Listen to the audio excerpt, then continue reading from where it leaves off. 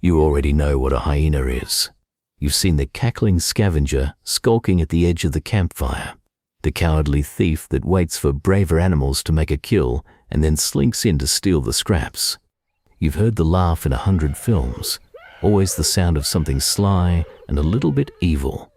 It is one of the most recognizable animals on the planet, and almost everything you think you know about it is wrong. The spotted hyena is not really a scavenger. It is not a dog, though it looks a bit like one. It is not cowardly, it is not stupid, and it does not laugh because it finds anything funny.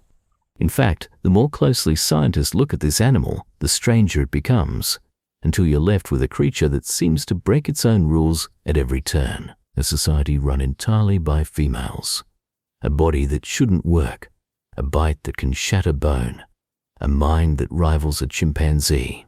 So stay with me, because by the end of this you will understand why the hyena is one of the most misunderstood animals alive, and why every single one of its bizarre features fits together into one surprising, elegant answer. Let's start with the strangest thing of all, the way hyena society is built. In almost every large mammal you can name, the males run the show. They're bigger, they fight for dominance, they hold the territory, and the females follow. The spotted hyena tore that rulebook up. In a hyena clan, the females are in charge, all of them. Every adult female outranks every adult male, without exception. And it isn't a close contest. The females are the larger, heavier, more muscular sex, often 10% bigger than the males, and they are more aggressive too. A clan is led by a single dominant matriarch, and beneath her the whole society is arranged into a strict ranking that runs down through the females and their daughters before the males are even considered. This flips the usual story of the wild completely on its head. At a carcass, the lowest ranking female still eats before the highest ranking male. When a young female grows up, she inherits her mother's rank, so power passes down the female line like a crown. The males, by contrast, usually leave the clan they were born into and join a new one as adults, where they arrive at the very bottom of the ladder and have to spend years slowly, patiently working their way up.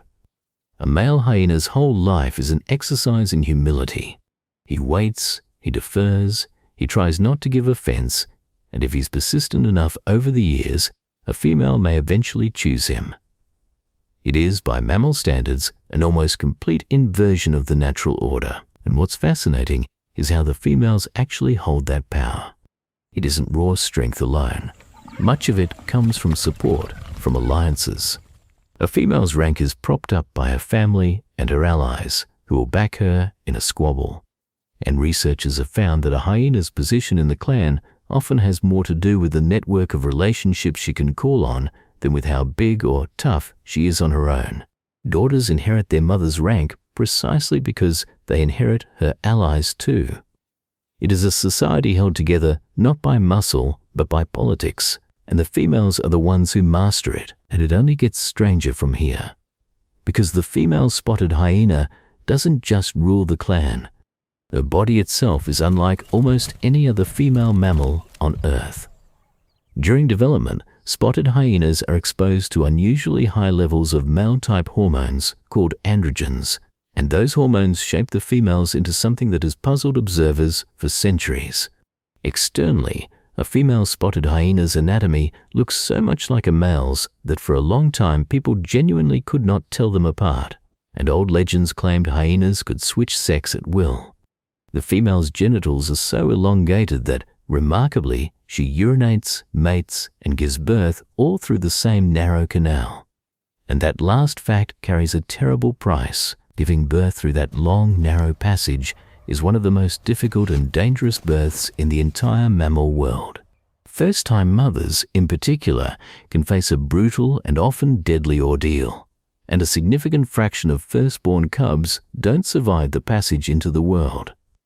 It is, by any measure, a punishing way to be born and a punishing way to give birth. So why does evolution tolerate it? Why keep an arrangement that costs so many mothers and cubs their lives?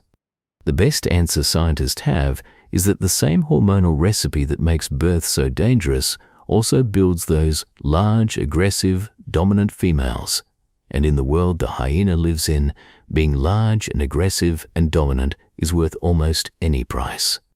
That world is a battlefield, and to understand why, we have to correct the biggest myth of all, the idea that the hyena is a scavenger, a thief, a coward that lives off the leftovers of braver animals. This is perhaps the most stubborn misconception about them, and it is almost exactly backwards. The spotted hyena is one of Africa's most capable and successful hunters. Across much of their range, the great majority of what they eat, in many populations the large majority, is not scavenged at all. It is caught by the hyenas themselves.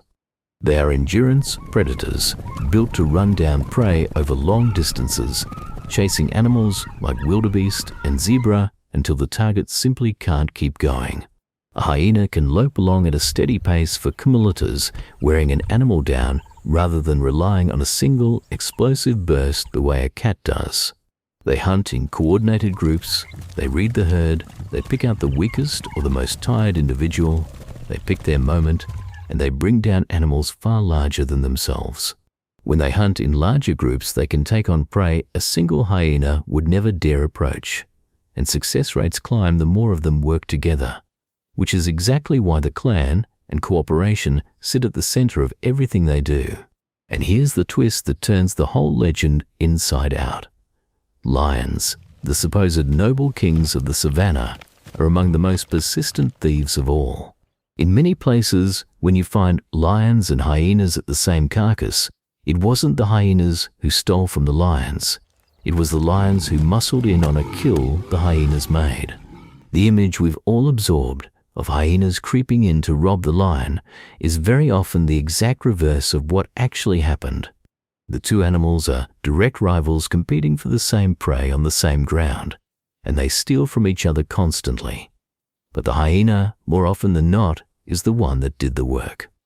This rivalry runs deep, and it runs bitter. Lions and hyenas will kill each other's young when they get the chance, and a clan of hyenas can, in numbers, drive lions off a kill or defend their own against them. It is one of the great ongoing wars of the African plains, two top predators locked in constant competition, and the hyena is not the loser in that story that films have made it out to be. It is a formidable opponent that holds its own against the biggest cat on the continent, and to do that, it needed weapons. Which brings us to the jaws.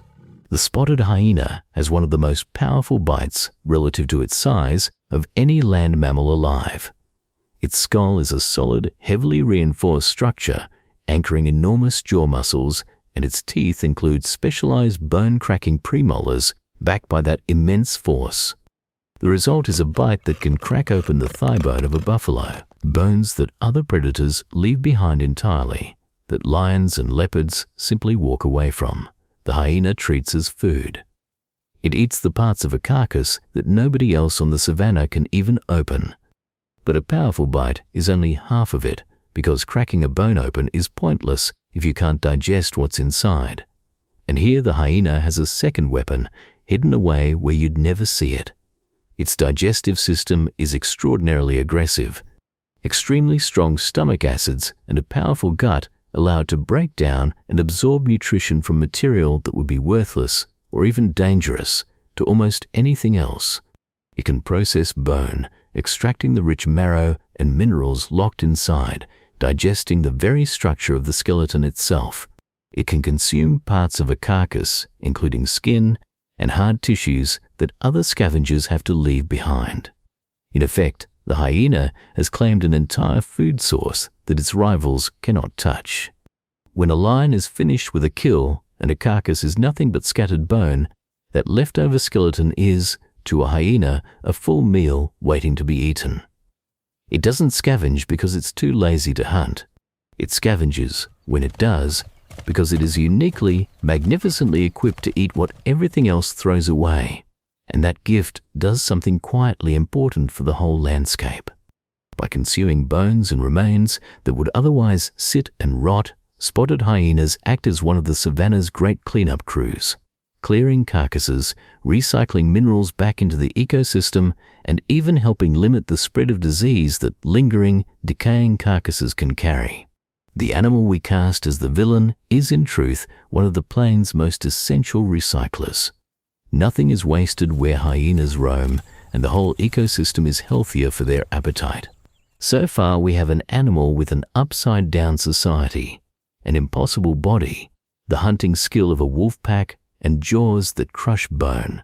But the most surprising thing about the hyena might be the one you can't see at all: what's happening inside its head.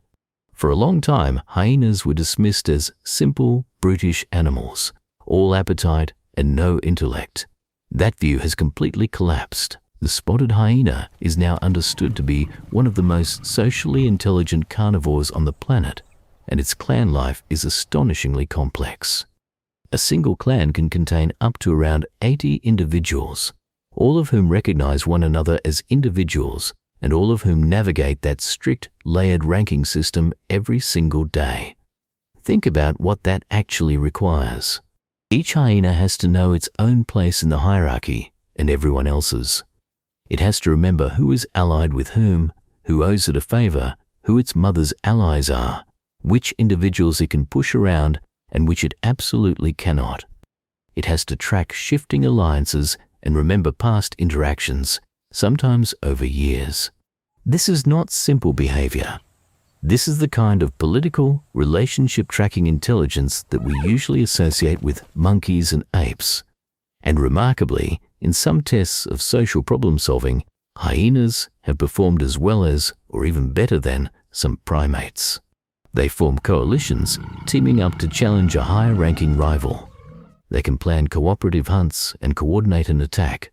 In experiments, they've shown they can solve novel puzzles to reach food and even work together in pairs to operate a mechanism that a single animal couldn't manage alone, something many other species fail completely. In one well-known test, 2 hyenas had to pull separate ropes at the same time to release a reward, and captive hyenas figured it out quickly and quietly, coordinating without any training, watching each other, and syncing their efforts, a task that as stumped animals we usually rank as far cleverer. The brain behind all of this appears to have been shaped by exactly the pressures we've been describing. Living in a large, competitive, tightly ranked society, where your survival depends on managing dozens of complicated relationships, is thought to be one of the great engines of intelligence in the animal world. It's the same force that many scientists believe helped drive the evolution of our own minds. The hyena, in its own way, is running the same experiment. It is a big-brained, deeply social schemer wearing the face of a beast we were taught to despise. And now, finally, we can talk about the laugh, the famous hyena laugh, the giggle that gave the animal its sinister reputation and its very name, the laughing hyena. Here is the truth. The hyena is not laughing. It feels no amusement. That rising, cackling giggle is not joy, and it is not mockery. It is communication, a specific vocal signal, and researchers who have studied it closely have found that it carries real information.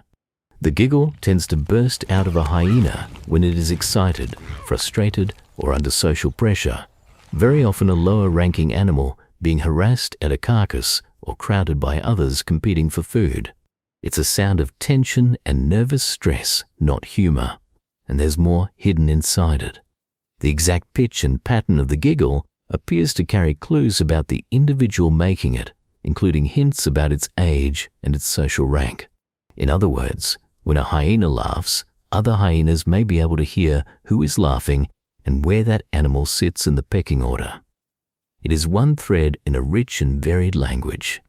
Spotted hyenas are extremely vocal animals, and alongside the giggle, they use a whole repertoire of calls, most famously the long rising whoop that can carry for kilometers across the plains and let scattered clan members find one another, rally the group, and announce their presence in the dark. What sounds to us like madness is, to another hyena, a clear and meaningful voice in a conversation we were simply never equipped to understand. So let's step back and look at everything we've gathered. A female-ruled society with a hardwired hierarchy. Females so shaped by hormones that their very anatomy defies the usual rules at enormous personal cost. a skilled endurance hunter that lions rob more often than the reverse, bone-crushing jaws and an acid-filled gut that unlock food no rival can reach, a primate-level social intelligence built for a world of shifting alliances and a laugh that is really a language. Any one of these on its own would make an animal remarkable. Together, in one creature, they look almost absurd, a jumble of contradictions that seems to make no sense at all. But here is the beautiful part. It does make sense. Every single one of those strange traits is an answer to the same question, and that question is written across the African savanna itself. How do you survive and even thrive in a landscape ruled by lions? Lions are bigger. Lions are stronger one-on-one. Lions will kill you and your cubs if they can. To share that world with them and not simply be pushed out, a rival predator has to become something extreme. It has to be intensely social so it can gang up and stand its ground in numbers. It benefits from large, powerful, aggressive females who form the stable, permanent core of a clan that never scatters, and the hormonal recipe that builds those females drags the strange anatomy along with it. It needs to hunt for itself so it isn't dependent on anyone else's leftovers, and it needs jaws and a gut that let it squeeze a meal out of the very bones its competitors abandon, so that nothing is ever wasted. It needs a sharp, scheming intelligence to manage a big clan and outmaneuver a stronger enemy. And it needs a rich language to hold that clan together across the dark and the distance. Every weird thing about the hyena is a piece of the same strategy. Not a random collection of oddities, but a single, tightly integrated design for competing at the very top of one of the harshest environments on Earth. The animal only looks like it makes no sense because we came to it with the wrong story, the story of the cowardly, cackling thief. Strip that away, and what's left is genuinely one of the most impressive survivors in the natural world. And this is the part worth carrying with you. The hyena isn't an accident or a joke of evolution. It's a mirror held up to our own habit of judging by appearances. We looked at an animal, decided it was ugly and sly and worthless, and told that story for thousands of years so confidently that it became the truth in our minds. Then we actually studied it and found a matriarch, a strategist, a hunter, a devoted mother paying a terrible price to bring life into the world, and an intelligence far closer to our own than we ever wanted to admit. The hyena didn't change, only our willingness to look did. So here's what we'd love to know from you. Now that you've seen the real animal, which facts surprised you the most? That the females rule and outrank every male? That the hyenas are the hunters and the lions the thieves? Or that the laugh isn't a laugh at all, but a language of stress and status? Tell us down in the comments. And if this changed the way you see one of the most misjudged animals on the planet, stay with us, because the natural world is absolutely full of creatures we've completely misunderstood, and their real stories are always stranger and better than the ones we made up.